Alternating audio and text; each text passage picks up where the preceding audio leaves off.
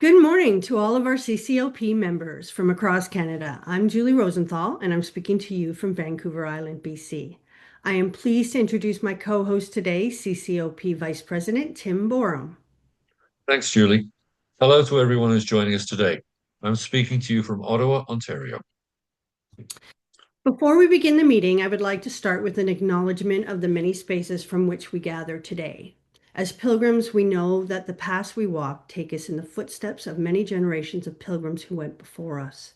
In the same spirit, we acknowledge that wherever we are in this country, we gather in places where generations of Indigenous peoples have sought and continue to seek to walk gently on the land. We aspire to new relationships with all of our relations in all generations, one based in mutual hospitality and respect. And with that, I welcome you to the CCoP Annual General Meeting for the year ending December 31st, 2025. As we do each year, we will start with walking you through some of the things you'll see on your screen to help make the meeting technology experience as painless as possible. First, the only people whose faces you will see are our speakers or panelists. Everyone else's microphones and cameras are off, but you will be able to ask questions and, of course, vote. If you hover your mouse along the bottom of the Zoom window on your screen, you should see some icons. One of these is something called Q&A. This is the place where you can ask questions or make comments. Just click on Q&A and a window will pop up where you can type your question. Notice that there's a scroll bar on the right-hand side of the Q&A window. To ensure we see your questions in a timely manner, we have a team of volunteers who are monitoring the Q&A screens. We would like to ask you to keep your questions and comments relevant to the motion or topic that is on the floor. If we don't get to your question because of meeting time constraints, we will contact you after the meeting with an answer. If you have questions on how to use the meeting technology, you can contact our IT support at the email address that's up on the screen. When we get to the motions, a window will pop up automatically on your screen, and you'll have about 20 seconds to cast a vote on each motion. Let's do a test poll so you can try it out. We're now going to ask René Dupuy-Lyon, our Chief Returning Officer, to launch the poll. When it appears on your screen, you will see there are in fact two questions for you to answer. Please respond to both of them. And when you're done, click on Submit. You may need to scroll down to answer the second question and to find the Submit button. Renee, please launch the poll.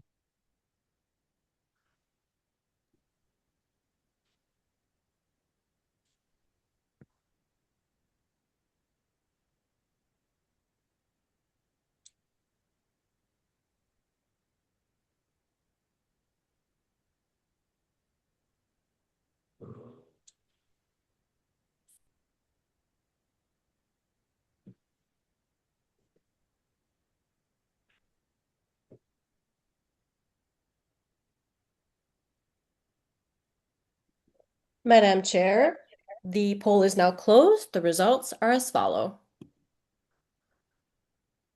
So the majority of members have been CPP member or CCOP members for 6 to 9 years. And then those that will be doing the Camino, yes, definitely at 53%. Oh, great. Those are interesting results. Thank you, Renee. Tim, maybe this would be a good time to explain to our members how we handle abstentions. Sure. If on any motion you check the box that says abstain, then your vote won't count in determining whether or not that motion passes. Only votes cast in favor or in opposition are counted when we determine whether there is a majority or not. I think that takes us through most of the housekeeping items relating to how to use the video conferencing features. Just a few more points about the program for today. We've planned the business portion of this AGM to run for less than an hour. We'll take a brief bio break, and then we'll be joined by our special guest, Rob Fennell, who joins us today from Nova Scotia. Rob's talk is titled When Walking Turns Spiritual. We go on pilgrimage for so many reasons. Sometimes we set out with a spiritual purpose in mind. Sometimes the spiritual experience finds us. This talk will encourage pilgrims to welcome those experiences. We hope you can stick around to hear more. We're recording this meeting for members who are unable to attend. And we'll make Rob Fennell's talk available on our YouTube channel after today's events. And with that, let's get started. The first order of business is to confirm that we have a quorum. And I see that we have a quorum with 83 members, CCoP members in attendance, so I will call us to order. The first item on the agenda is to adopt the agenda. The motion to adopt the agenda is moved by Katie Hall of Hamilton and seconded by Dennis Garnham of Toronto. Before I call the vote, are there any questions about the agenda? Yes, there is. One of our members is asking if there's a way to add a new motion to the agenda. Um, uh, with regards to motions at the AGM, unfortunately, if it introduces new business, we're not able to add the motion at the time because the members do need some time to consider the new business. So we can't include a motion, but we can discuss a topic. Does it say there what the topic is about? We might be able to put something under other business. No, it does not say. It just asks that this new motion be added to the agenda. Okay. Tim, if you want to go on to explain just for everybody how to add a question, and then the person who's requesting the motion, if you want to ask if you want it to be put under other business, let us know. Fine. If you do have a question, sometimes it takes a little while to type the question. So what we'd like you to do is first type a question mark into the Q&A box and hit send immediately. Let us know that we need to give you some time to type your full question before we continue on. Then you type your actual question and hit send again. We're pausing. Well, we're already in the middle of a pause for 20 seconds in case there are questions. As we mentioned earlier, you can find the Q&A icon at the bottom of the Zoom window. Click on it to open the Q&A box.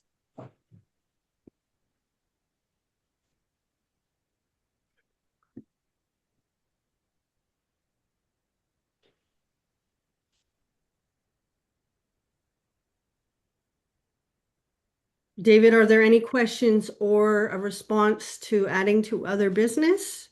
Yes, it only says that it, and I'm assuming to the motion, can be added to other business, but I think you've already explained that that's not possible. Right, we can discuss the issue, the proposal, but we can't include it as a motion. So, do we have a topic that I can write that it's So, Julie, I think we should just mention that this is not a decision of the board. This is part of the Canada Not-for-Profit Corporations Act. It's That's not right. something that we are choosing today. That's right. The only other comment is that it can be added with consent. Okay. But yeah, we're not going to add the motion. But again, we can discuss the topic and we can look at the. Is there a topic to add? For No, other there is business? not, but I'll wait and see if there's, I'll just, I'll ask that question. Okay. We do require, basically what happens is we do require, again, according to the act, 90 days prior to the notice going out to the members for a proposal to come to the board and put it forward to the members, and they require it legally 21 days before the AGM. If that helps clear things.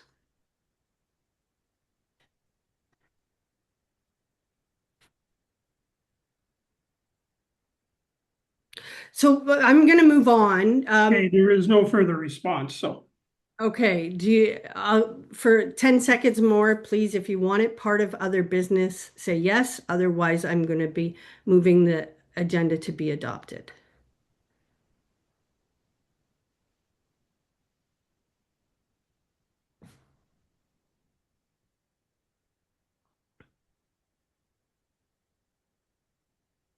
Okay, David, any responses?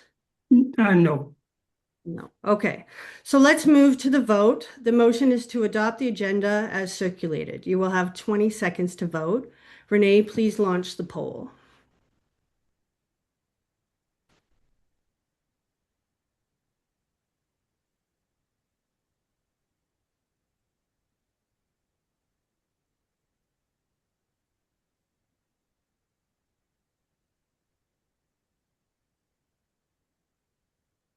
Madam Chair, the votes are as follows. We have 99% approved, 1 opposed. Thank you, Renee. I declare the motion carried. We'll now move on to the motion to approve the minutes of last year's meeting, which is moved by Colleen Jones of Aurora and seconded by Julie Colomby of Ottawa. Before I call the vote, are there any errors or omissions in the minutes? If so, please let us know by first submitting a question mark, as we discussed earlier, and then type your correction for the minutes into the Q&A and hit send.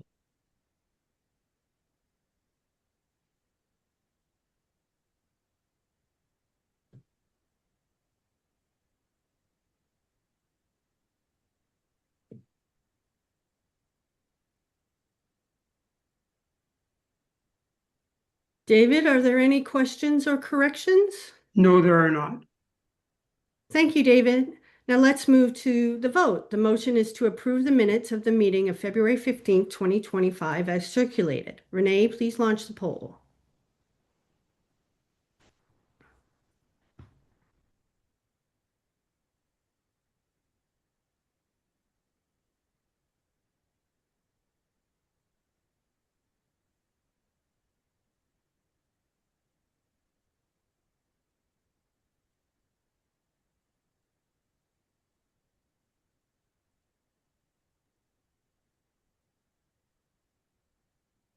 Madam Chair, the poll is now closed. The votes are as follows.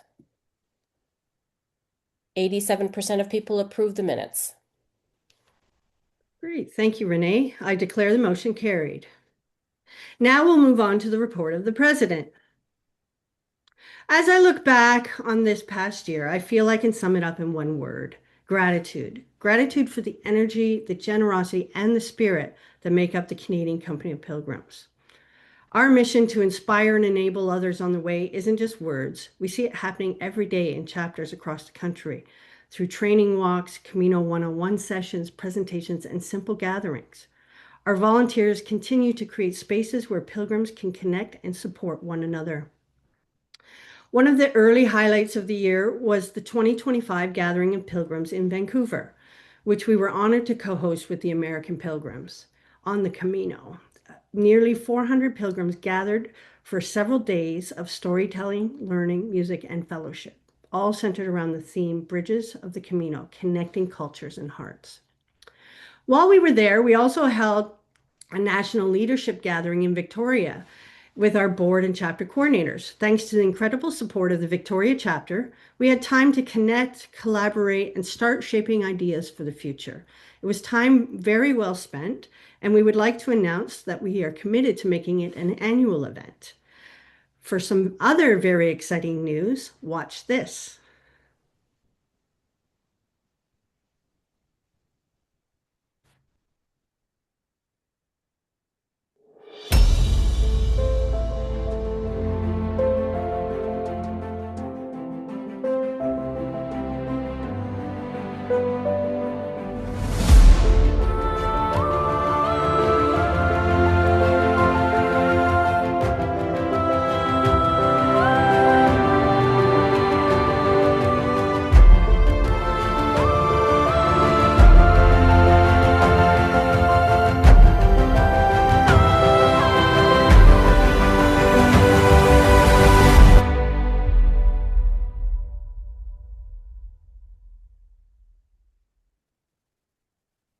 Thank you, Dennis Tam, for that wonderful video.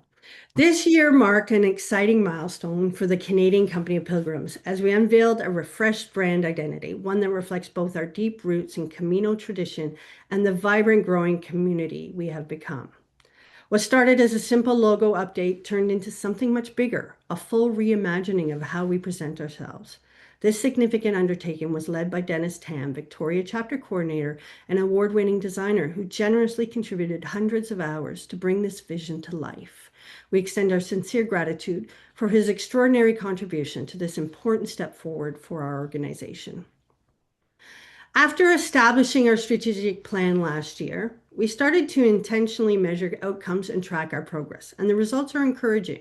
Membership grew by 7%. Nearly 1,000 people attended Camino 101 sessions Across the country, 663 events were delivered, and we trained 53 new hospitaleros. These aren't just numbers, they represent people showing up, sharing, and giving back. To help guide this growth, we've refined our strategic plan for 2026 into 4 clear pillars: supporting Canadian pilgrims, supporting the Camino, engaging with the broader Camino community, and building a strong, connected organization. This gives us our focus as we move forward. We also had some meaningful moments beyond Canada. In July, we were honored to attend the inauguration of the first Camino marker in Canada, located in Ottawa. And we continue to support the Camino in Spain, including contributing to an albergue in Madrid that supports pilgrims at the start or end of their Camino. Looking ahead to 2026, our members will help offer a pilgrim welcome service in Lugo, bringing a bit of our Canadian spirit and generosity directly to the Camino. Back here at home, we're making a transition with our online shop. After 7 years of incredible dedication from our Victoria team, operations are moving to Ottawa. We are deeply thankful for Wendy Lawley, Grace Cameron, and the Victoria mailing team of Zosha Lax and Jeanette Lech for everything they've given over the years. I want to extend a warm welcome to the new shop team of Chuck Hunt, Julian Santic, Terry Bolster, James Galloway, Trudy Farrell, and Cam Wong. Our volunteers are truly the heart of this organization. As you were waiting for the meeting to begin, you saw a video highlighting our chapter coordinators, the unsung heroes of CCoP. The time, energy, and care they invest in fostering community and sharing knowledge with our members and the broader Canadian public is extraordinary. To our chapter coordinators and the many volunteers who support them, thank you for bringing our vision and mission to life. At the national level, we equally fortunate to have a number of committees powered by dedicated volunteers. Their efforts are essential to delivering the programs, services, and support that our members and chapters rely on. We are deeply grateful for all that they contribute. Thank you to each and every one of our committee volunteers. At this time, several committees are actually looking to welcome new volunteers to help advance key initiatives. In particular, our communications team is working to build a dedicated social media presence and support a range of communication projects, while our membership engagement team is developing a number of exciting new initiatives. As we look to the year ahead, I'll keep it simple. Stay connected. Come out to an event, welcome a new program, share your story, and keep walking wherever that may be for you. And that concludes my president's report. I would now like to introduce David Tallon, one of our chapter coordinators in Toronto and our interim chapter liaison, who will present some highlights from his chapter liaison's report. David? Thank you, Julie. I was the interim board chapter liaison. We have 2 new excellent folk in the board chapter liaison role, about which a bit more later. But I'm here to speak mostly about 2025, and I can't really ask them to speak to that. 2025 was a year of transition for the role of board chapter liaison. I came into the role as interim liaison in the first half of the year and really saw my role as a caretaker one, to keep things moving and hand it off, which I have done. The year started strong with an in-person meeting over several days in Victoria, following the Vancouver joint gathering. It was a great opportunity to get to know each other, with opportunities to meet and forge connections for both the board and chapter coordinators, both separately and together. One thing that was clear was an interest from the chapter coordinators in more support, especially for the technical tools for the role. So, after the get-together, when everyone had returned home, we set up 3 virtual workshops, 2 to provide an overview of our key tools for coordinators, MailChimp and Membership Works, and another to share learnings about social media use by chapters. These have been recorded so they can continue to provide support for coordinators. After that, we focused on what we wanted from the board chapter liaison. There was an old job description to work from, and we completely revamped it. One of the things that became clear was that it was really a job for 2 people. There's a lot to be done, both in facilitating communication between the on-the-ground chapters and the national view of the board, as well as supporting the chapters themselves. Communications between chapters and onboarding new coordinators. We also looked at the selection process for the new liaisons. By the end of the year, we had a new job description and selection process firm, and the first item of business in 2026 was to put it into practice. I am happy to say that it was a success, and we have, as called for in the job description, 2 new liaisons to carry the work forward. And they won't be lacking for work. The number of chapters has grown from 18 to 20, with new chapters in Thunder Bay and Peterborough. And existing chapters that were leaderless in Sudbury and Windsor, Essex, have new leaders. Fortunately, they have new liaisons to provide them with lots of great support and connection. Chapters continue to do lots of great things, from the more traditional group walks and Camino 101s to innovative new things like Hamilton's Global Pilgrim Salon. Already the virtual get-togethers connecting chapters and allowing them to learn from each other have resumed. And for that, we have Daphne Mennell to thank. I am happy to introduce her and Carrie Hunt as your new board chapter liaisons. With them in place and the great work the chapters are doing, I think the new year is off to a great start for our chapters. Thank you so much, David, for that report. I will now proceed to the motion. The motion to receive the reports of the president and the chapter liaison is moved by David Duncan of Hamilton and seconded by David Talon of Toronto. Before I call the vote, are there any questions about these reports? Remember, you can just type your question mark first and then proceed to type your question in full. David, are there any questions yet? I'll give you 20 more seconds though. No, there are no new questions. Okay, we'll give him 10 more seconds just in case. I jumped the gun on asking you.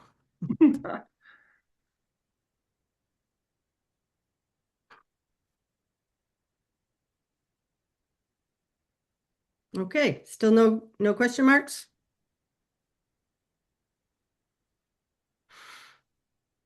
David, no questions on that? No questions, no. Okay, great. Now let's move to the vote. The motion is to receive the reports of the president and the chapter liaison officer as circulated. Renee, please launch the poll.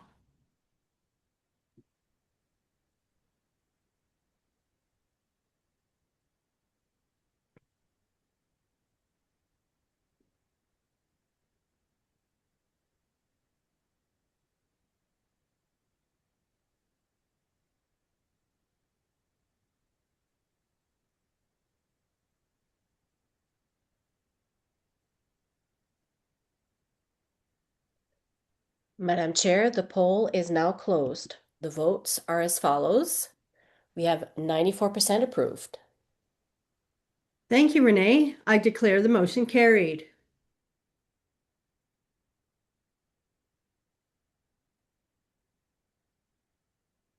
We're now going to invite Barbara Smith, our treasurer, to present the financial reports for 2025. Barb? Thanks, Tim. What I am presenting today is a brief overview of our financial statements for the year ended December 31st, 2025. Review engagement was completed in this past year, and the accountant's report is provided on the members section of our website. These statements were presented to our board on March 26th, 2026 for their review, and a motion was passed to approve the statements. Just so you understand the workings of how our finances are managed by our organization, it is the board's responsibility to review and approve financial statements, the budget, and other financial arrangements. Financial statements are presented quarterly to the board in addition to other financial information and forecasts that might affect our decision-making and strategic planning. Supporting the board on all financial matters are 3 segregated committees. Overseeing finance-related transactions and finance proposals is our Finance Committee, comprised of 3 members, myself, the treasurer, Tim Borum, our current VP and retired management consultant, and Neville Tenser, a retired CPA and a past VP. In addition, we have an investment subcommittee which manages our lifetime investment funds, with BMO, and another subcommittee for our donation program, which manages the distributions to support Camino-related services en route to Santiago. I just want to add that if anyone ever does have any questions about our finances, they're most certainly welcome to contact either myself, the treasurer, or the finance committee. The first slide summarizes the revenues for each of our operating, lifetime, and Camino Spirit funds. Our order desk continues to be busy with sales from memberships, credentials, and badges are up 3.7% from last year. Overall revenue was up over $10,000, with most of that being in the other income section, which is mainly comprised of a surplus of $8,581 that we received from the international gathering in, in Vancouver. And that was all directed to our Camino Spirit Fund. Our investment and interest income was comparable to 2024, which is the interest earned on GICs and dividends in our lifetime investment fund, yielding approximately 7%. In my treasure report on the website, I do provide more details on all the expenses, but today's presentation, I will just key on some of the major expenses. We spent considerably more in 2025 compared to 2024. However, most of the increases were planned. The first line, Camino support, represents contributions we made to mostly albergues in Spain and Portugal from the Camino Spirit Fund of over $26,000. Funds were provided to support costs such as a pellet stove to heat an albergue, a new fridge and dishwasher, solar panels and a battery system, new mattresses and windows to keep our pilgrims more comfortable. A full detailed list is provided in my treasurer's report on the website. Joint chapter board gathering costs of $12,497 was for the chapter coordinators and the board members to meet face-to-face in Victoria in May of 2025. As Julie had mentioned, this was a great opportunity for our leaders to share ideas and make plans for the future, and we are planning to do that annually. Chapter support in the amount of $5,158 includes $1,000 provided to the Victoria chapter to help fund one of their events, and approximately $4,000 for 3 chapter representatives to be mentored at a Victoria event. For office expenses include postage and supplies to mail out our badges and credentials. There was an increase this year because we did incur more expenses launching our new branded product, and we had to make sure that chapters had new supplies. Professional fees were up significantly from the previous year of $1,400 compared to $6,000, and that's due to the cost of the review engagement. Later in this presentation, we'll talk more about the option that CCoP has on whether we need to engage an accountant to do a review engagement. Supplies were up over $5,000, which is mainly the cost of our new branded credentials and badges, and this was a planned expense. As for travel, we did not send any CCoP representatives to any of the international conferences this year, but we did have 2 individuals represent CCoP at the Quebec annual conference, so costs were down in this area. And additional funds were spent on our website to move to a new hosting site in 2025, included in the website and database costs. Overall, costs were up $26,000 due to the joint chapter board gathering, the review engagement, and our new branded supplies, and some additional IT costs. That brings us to the financial summary, which summarizes our finances for the year and includes the other adjustments that were made. One of these adjustments is the unrealized capital gain in 2025. The balance sheet reflects the current values of our investments in the BMO investment account, and the adjustment of $15,682 reflects that adjustment at year end. These values can go up and down from year to year and are not actually realized until we were to sell any of these investments. As for intra-fund transfers, annually we transfer an amount from operating fund to support our Camino Spirit Fund. An amount of $3,609 was transferred in 2025. The other intra-fund transfer is from lifetime fund to the operating fund to support the overall operating costs. The lifetime membership fee paid is expected to support operating costs over a 20 to 25 year period. Overall, there is a net surplus of $15,564 from all funds. Deficits in the Lifetime and Camino Spirit funds have been applied to the accumulated surpluses from prior years, and all have positive fund balances. That leads us to the statement of financial position, which shows us a snapshot of the assets and liabilities. Our statement breaks down the assets and liabilities held in each of the respective funds. The operating fund holds most of our assets and liabilities, with the exception of the BMO investment fund, which holds money invested over the long term relating to the lifetime memberships. Cash represents balances in our bank account and the BMO investment account.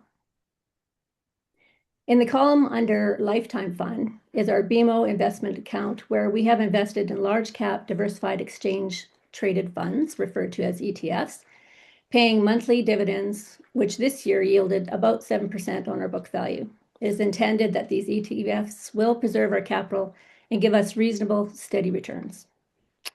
Interfund receivable for the Lifetime and Communal Spirit funds is offset by the interfund payable shown in our operating fund. Accruals and payables represent $5,000 we accrued for the review engagement, a small amount due to chapters for fees collected for events, and amounts for our databases for the month of December. The GST, HST payable is which shows that year-end has been paid in January of 2025.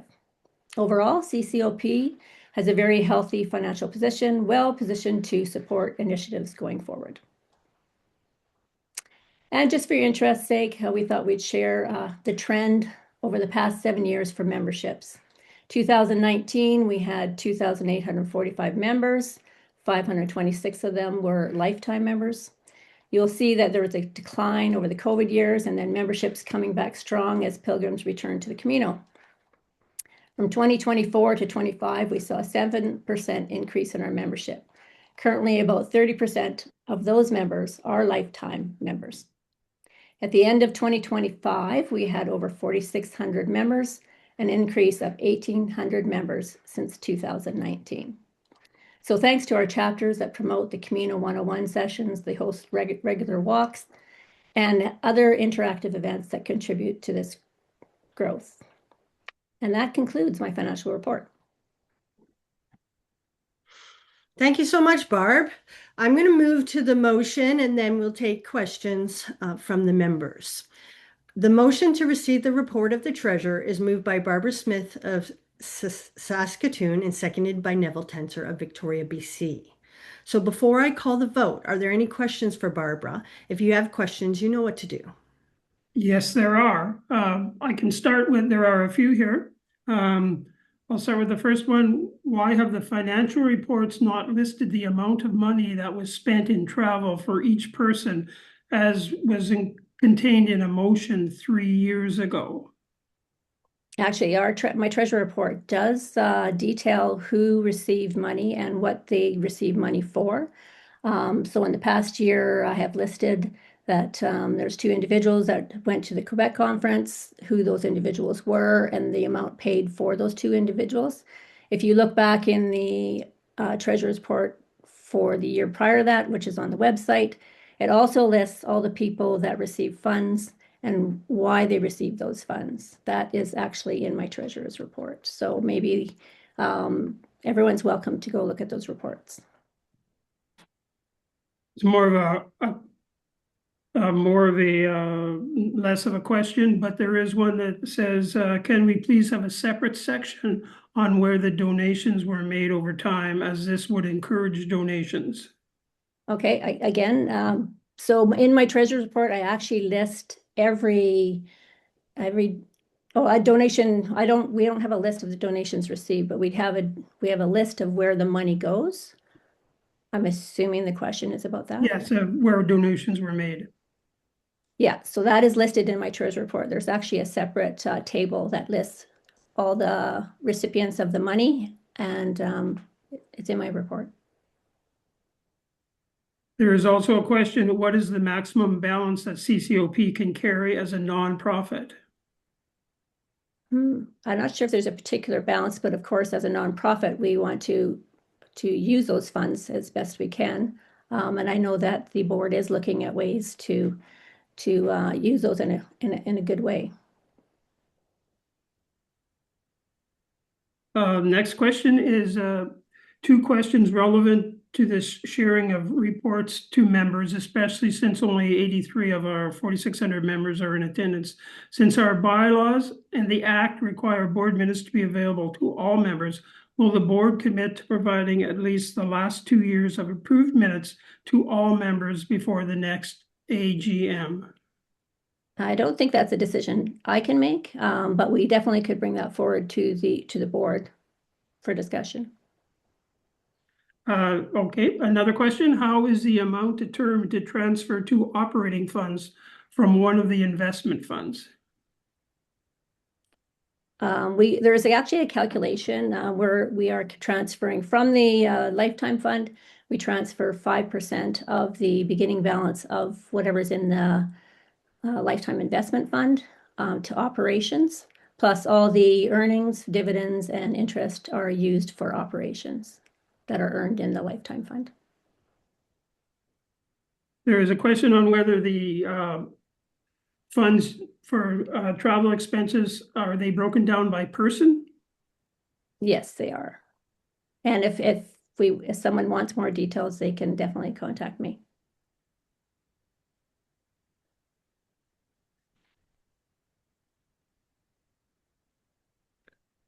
Okay, is that There are more. okay? I'll just read the what it says here. The follow-up question is, since the Act establishes members as the ultimate governance authority to which the board is accountable, and since most of our 4,600 members have only this annual meeting as their window to look into how the organization is run, will the board members commit to at least one formal mid-year report to members on strategic progress and financial performance? Again, I don't think that's for me to answer that question or to commit. Okay. Again, I think it needs to be brought forward to the board. And that is it. Good questions. Hey, yeah, thank you. Yeah, we'll definitely take those questions to the board at the next meeting. Okay, now let's move to the vote. The motion is to receive the report of the treasurer as presented. You have 20 seconds to vote. Renee, please launch the poll.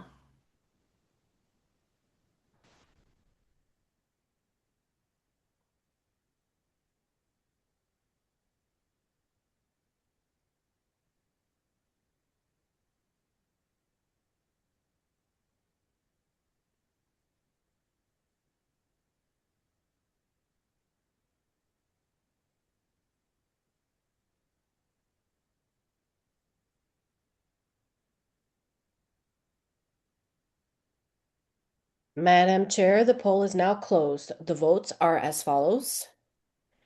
88% have approved the report.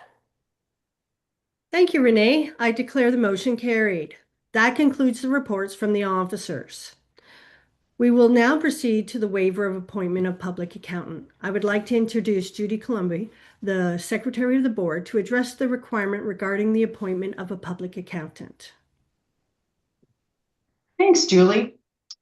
Under the Canada Not-for-Profit Corporations Act, our organization is required to maintain accurate financial records and prepare annual financial statements, which are presented to you, our members. These requirements are in place to ensure transparency, accountability, and responsible financial stewardship. I'd like to reassure members that the CCoP has strong financial oversight in place. Our financial statements are prepared in accordance with generally accepted accounting principles and are reviewed regularly throughout the year. This includes detailed reviews by our Finance Committee, ongoing monitoring by the officers, and quarterly reviews and approval by the Board of Directors, including the year-end statements. In addition, our Finance Committee includes 2 retired certified professional accountants, and our incoming treasurer is a practicing CPA. This level of expertise provides a high degree of confidence in the integrity and accuracy of our financial management. The Act normally requires members to appoint a public accountant at each annual general meeting. However, it also allows members to unanimously waive this requirement where they are satisfied that the organization's financial affairs are being properly managed.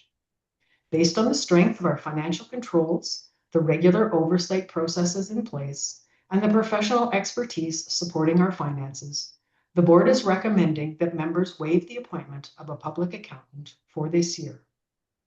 It is important to note that by waiving the appointment, the funds that would otherwise be allocated to this expense could instead be directed towards supporting infrastructure projects and services along the Camino. This recommendation is made with careful consideration of both good governance and the responsible use of the organization's resources. And we leave the decision in your hands. Thank you, Judy. The motion to waive the appointment of the public accountant is moved by Heather Austin of Hantsport, Nova Scotia, and seconded by Wendy Lawley of Victoria, BC. Before I call the vote, do you have any questions about this motion?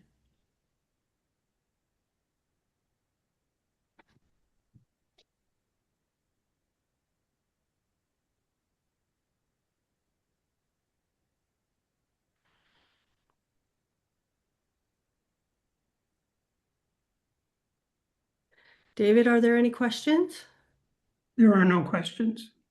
Okay, thank you, David.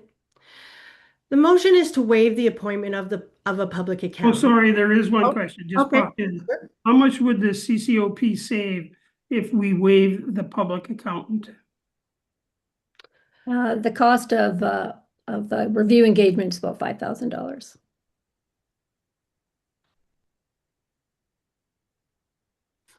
Okay. Any further questions? No further questions. Okay. So the motion is to waive the appointment of the public accountant, and it requires unanimous approval by members to be carried. So when you're voting, please select to waive the appointment of a public accountant or to appoint a public accountant. You will have 20 seconds to vote. Renee, please launch the poll.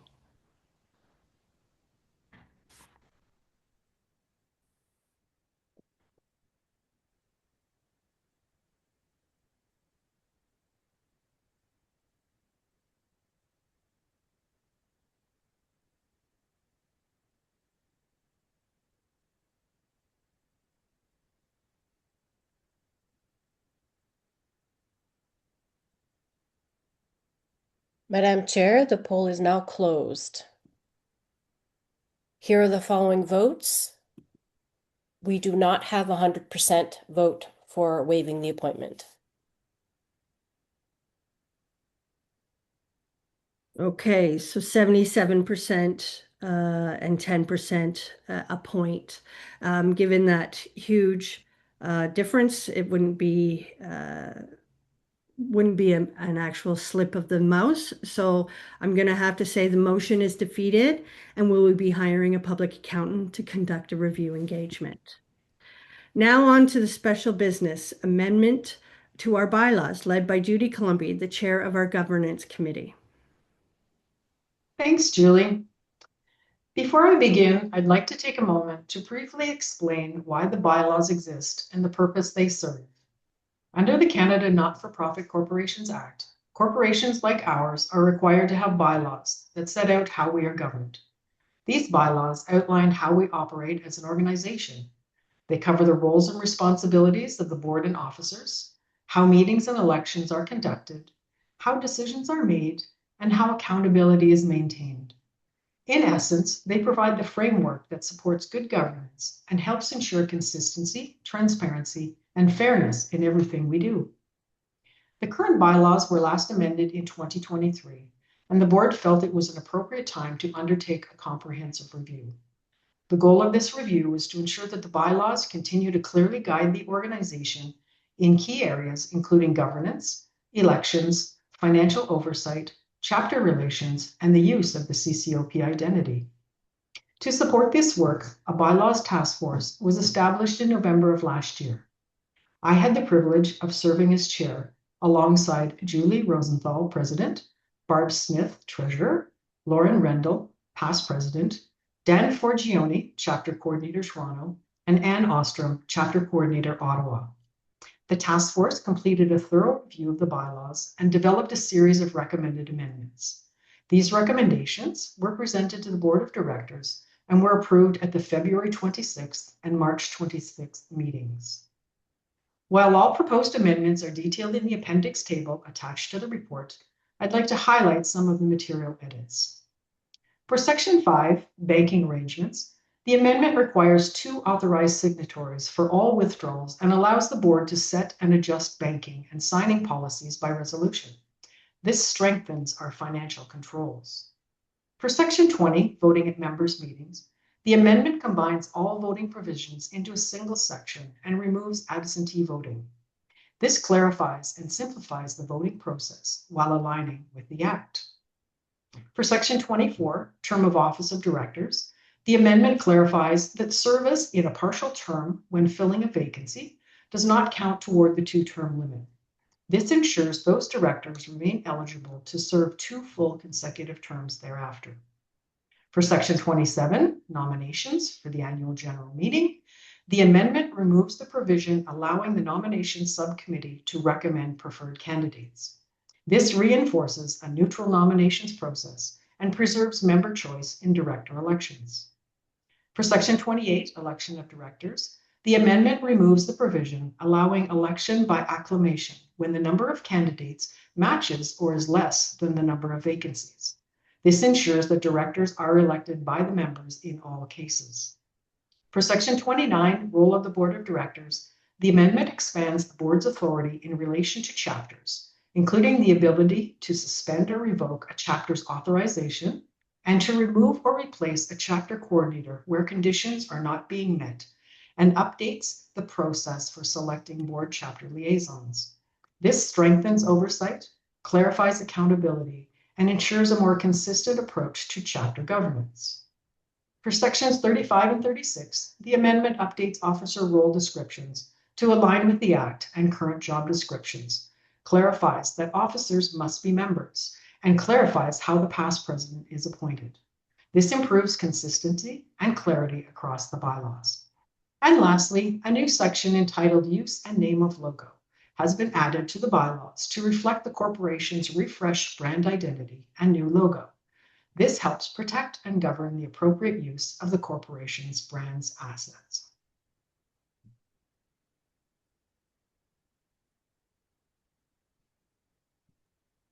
Thank you, Judy. The motion that the bylaws be amended as outlined in the Appendix A attachment effective immediately is moved by Dan Forgione of Mississauga and seconded by Lauren Rendell of Calgary. Before I call the vote, are there any questions? Yes, there is a question about whether each of the amendments can be voted on separately. Just in case somebody agrees with some of them but doesn't agree with others. At this moment, we're presenting it as a package. If there's any specific questions on the ones they don't agree on, we would appreciate the question. There is a question, is it not more appropriate to stipulate at least coordinator input when removing a coordinator?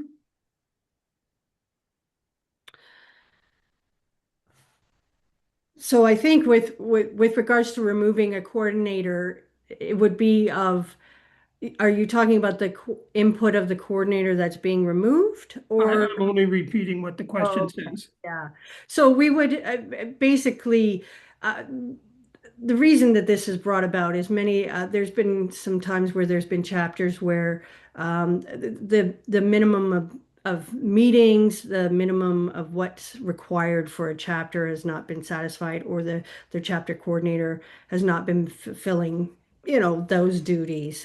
So that's where that comes in. So I'm not quite sure of the suggestion where would we consult a chapter coordinator of another chapter, or like, of course, we would be discussing it with the chapter coordinator in place. I'm just going to wait and see if there's a further follow-up question to that. I'm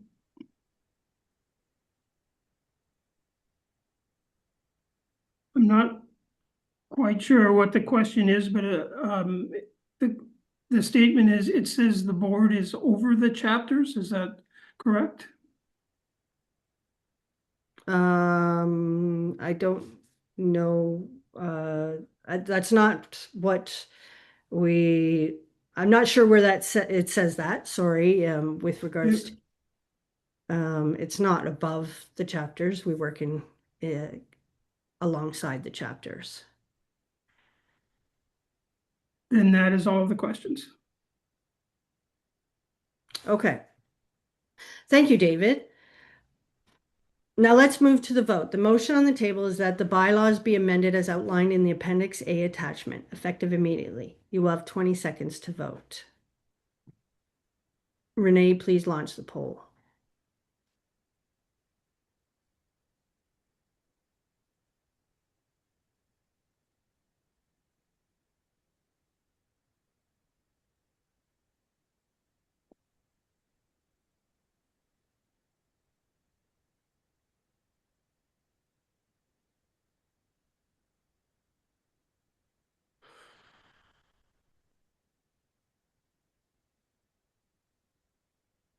Madam Chair, the poll is now closed. The votes are as follows.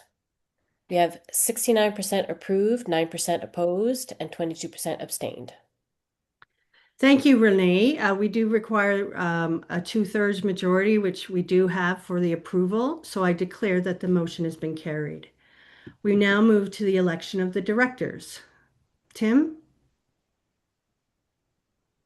I would like to introduce Dennis Garner, one of the members of our nominations subcommittee, and ask him to present the report of the nominations subcommittee. Dennis? Thank you, Tim. I'm pleased to share a brief overview of this year's nomination process and introduce the candidates who are standing for election to the board of directors.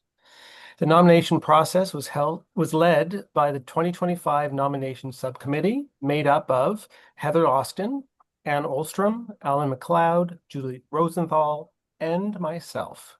I want to thank the committee for their time, care, and thoughtful approach. We began with a call for nominations that ran from October 1st to November 15th, promoted through our website, social media, and the Pilgrim Footprints newsletter. When we did not identify a suitable candidate for treasurer, we reopened nominations from February 14th to 28th to continue that search. As you know, the Canadian Company of Pilgrims is governed by a board of 13 directors who provide representation from across the country.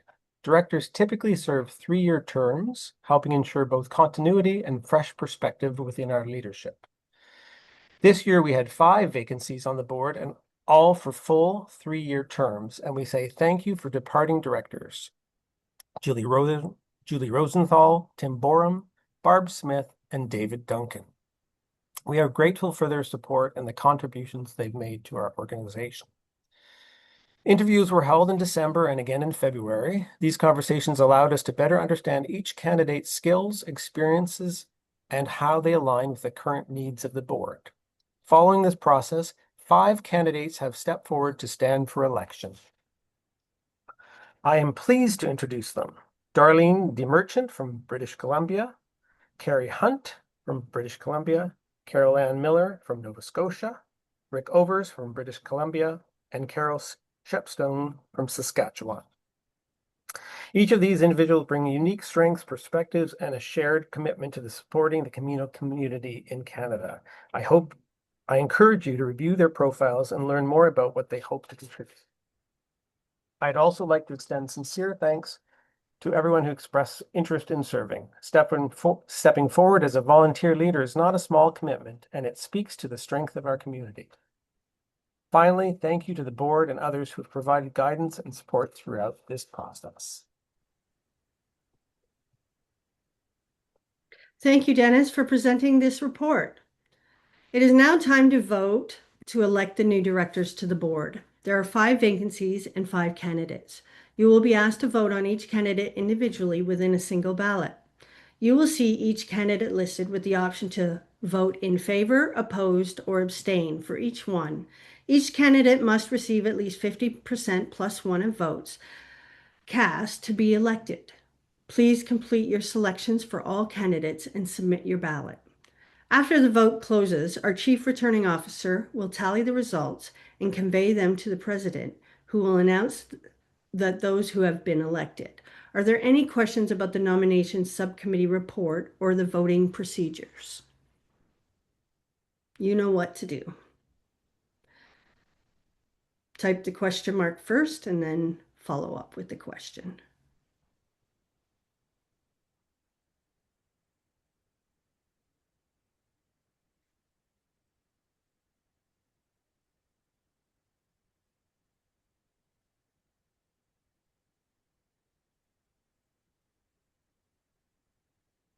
David, are there any questions about the nominations report or voting procedures?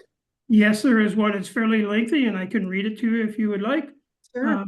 Since the Act requires directors to fulfill a duty of care, and since the majority of this board's institutional memory departs today with retiring directors average tenure drops precipitously low as of now, will the incoming board commit to having the currently incomplete register of board decisions updated, communicated to the new and remaining directors, and shared with the members. In addition, will the board commit to a formal director onboarding process in place within 30 to 45 days?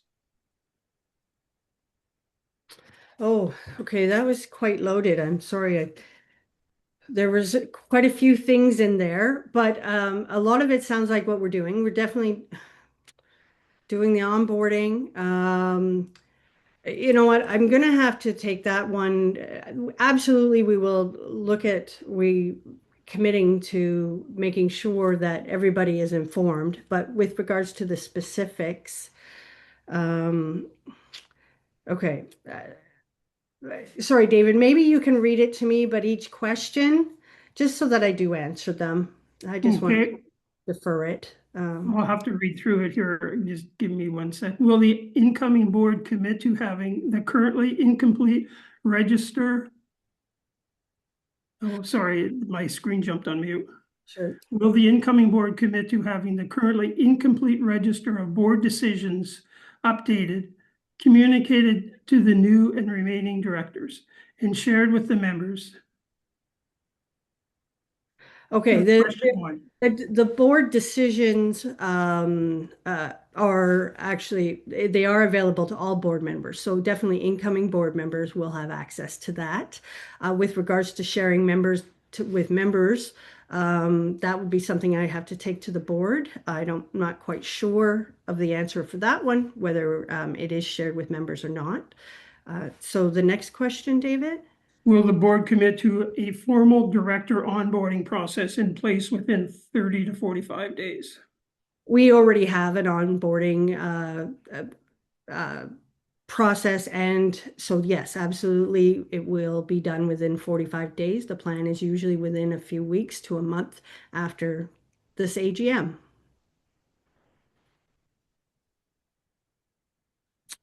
Is that That it? is all. There are other comments made after that, but those are the only two actual questions.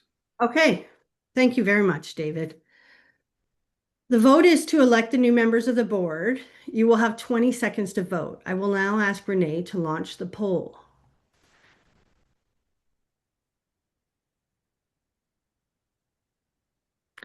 And don't forget to scroll to see all the names that are listed.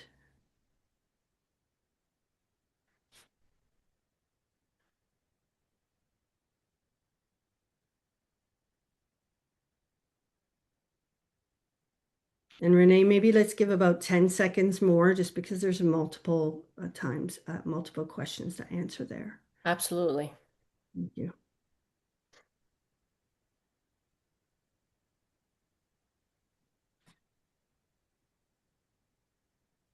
There was one further question, which I think you can answer, even though we voted. It was just wondering whether there was any volunteers from Alberta who put their names forward for consideration.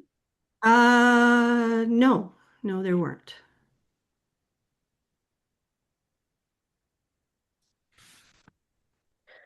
Madam Chair, the poll is now closed. All members have received majority votes. Oh, wonderful. Thank you, Renee. I declare all 5 candidates identified elected to the board. Welcome to all our new directors. According to our bylaws, the board appoints its own officers every year, and as this was done at a board meeting in March, I am delighted to introduce our officers for 2026. Judy Columby is our incoming president. Dennis Garnham is stepping up to vice president. Joining the officers is the newly elected Director Rick Overess as treasurer. Anne Ostrom will also be joining the team as secretary, and I will be staying on in the role of past president. We are also excited to announce, as you heard from David earlier, Carrie Hunt and Daphne Mennell will be co-chapter liaisons. There are a few new faces on this team, but I'm confident they will do great things. Over to our new president, Judy. Thank you, Julie. I would like to take this opportunity to extend our sincere appreciation to our outgoing directors, Tim Borum, David Duncan, Julie Rosenthal, and Barb Smith. Tim Borum, our Vice President and IT Manager, has been a steady and reassuring presence on the board. He has consistently been the voice of common reason, guiding us through website transitions, hosting changes, email challenges, and the many technical issues that inevitably arise. His thoughtful approach and steady leadership have been invaluable. Tim will continue to support our IT operations, and we are very grateful for his ongoing involvement. David Duncan has been an invaluable member of the board. Whenever there was work to be done, David stepped forward without hesitation. In his role as chapter liaison, he consistently ensured the perspectives of our chapter coordinators were heard and reflected in our decisions. His positive spirit, warm smile, and infectious laugh will be greatly missed. We are pleased that David will continue in his role as chapter coordinator, where his contribution remains important. Julie Rosenthal has served as president over the past year, building on her long-standing involvement with the national organization. She has played a key role in developing our website and supporting our online membership system. We are very pleased that Julie will continue as past president and chair of communications, sharing her experience and insight in those important roles. And last, but certainly not least, Barb Smith, who has served as treasurer for the past 6 years. Barb guided the organization through a major transition from paper-based processes to an online membership system. In addition to chairing the finance committee, she managed the financial components of our membership platform with great skill and care. We are grateful that Barb will continue as a member of the finance committee, supporting the work going forward and assisting Rick as he transitions into his new role as treasurer. To each of you, thank you for your time, your dedication, and your lasting contribution to this organization. On a personal note, while your board roles are evolving rather than ending, what remains unchanged is our appreciation for your continued involvement. We are fortunate to retain your knowledge, commitment, and leadership in these ongoing capacities. It has been a privilege to serve alongside you. You have given generously of your time, shared your expertise freely, and strengthened both our work and our community. Thank you sincerely for everything you continue to contribute. Thank you so much, Judy. I am excited about your new leadership. I have seen your commitment and dedication as the secretary this year and only see great things coming for CCoP in the coming years. Well, that concludes the formal portion of our agenda. And so with the agenda having been completed, I declare the annual general meeting to be adjourned. But don't go away. We will now take a 5-minute bio break, and then I invite you to come back and get comfortable and enjoy our upcoming presentation by Rob Fennell. At this time, I will invite all our panelists to turn their microphones and cameras off.